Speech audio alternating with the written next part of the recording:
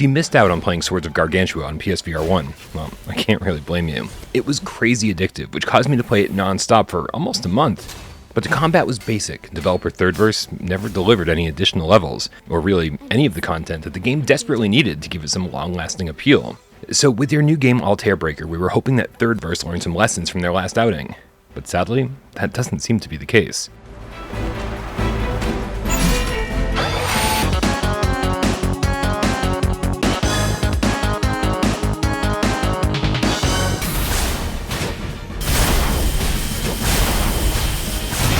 Altair makes a great first impression. Everything about it feels epic, from the crystal clear graphics and the clean presentation to the JRPG-inspired soundtrack with different songs that adorn each and every run, plus the ability to jump, climb, fly using your glider, fire projectiles, and power up your weapon makes Altair seem like a massive step forward for Thirdverse.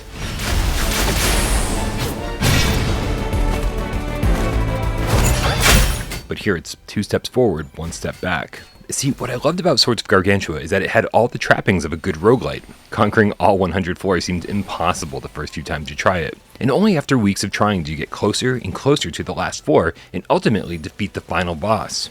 But Altair never really presents you with that kind of challenge.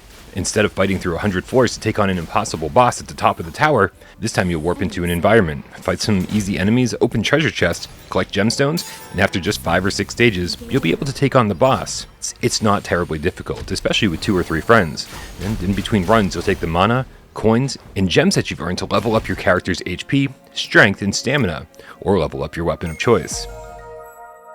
So now that you're stronger and your weapons are better, you head back out and you play through the exact same thing again. The same environments, fighting mildly stronger enemies, and repeat the same process over and over until about 7 hours later when you beat the final boss, which is nearly identical to the boss you've been fighting ad nauseum. And you've beaten the game. Kind of.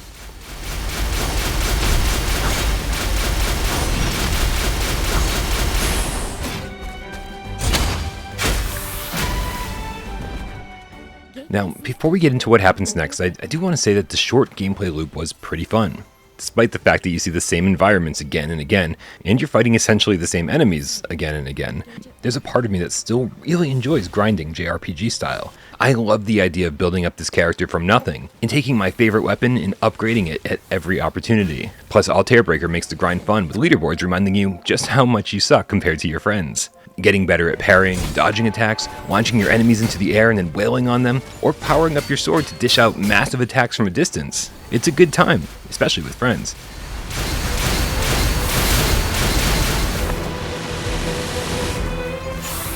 But even the good stuff here comes with faults, because every UI interaction that should be simple in Altair is done in a really obnoxious way. Using health, stamina, or strength potions requires you to bring up a virtual tablet in the middle of a fight, which just feels clumsy. And even doing simple tasks like leveling up your character or weapons in the lobby means running from identical-looking terminal to identical-looking terminal. And don't get me started on switching your equipped weapon. You can't even do it during levels. You literally have to go to this station way outside the lobby before each run and change it in the same place you change your avatar. It all just seems really poorly thought out.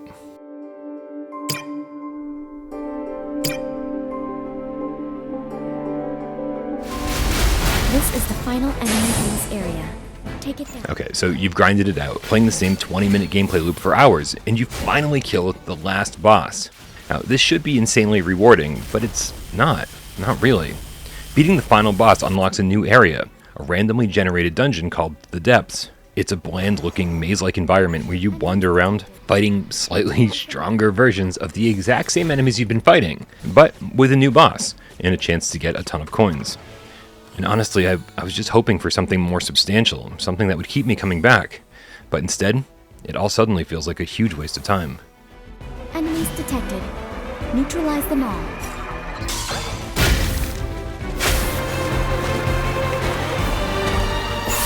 Now, I'd be fine with everything I said up until this point if developer Thirdverse would keep the new content coming. New enemy types, new locations, new weapons, new bosses. But I asked, and this is all they have planned for now.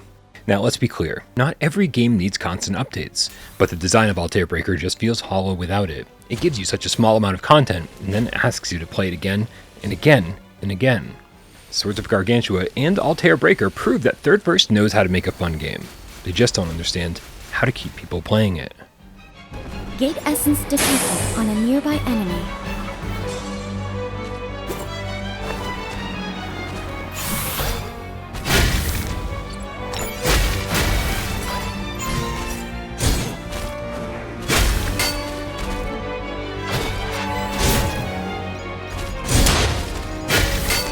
This is the final enemy in this area. Take it down.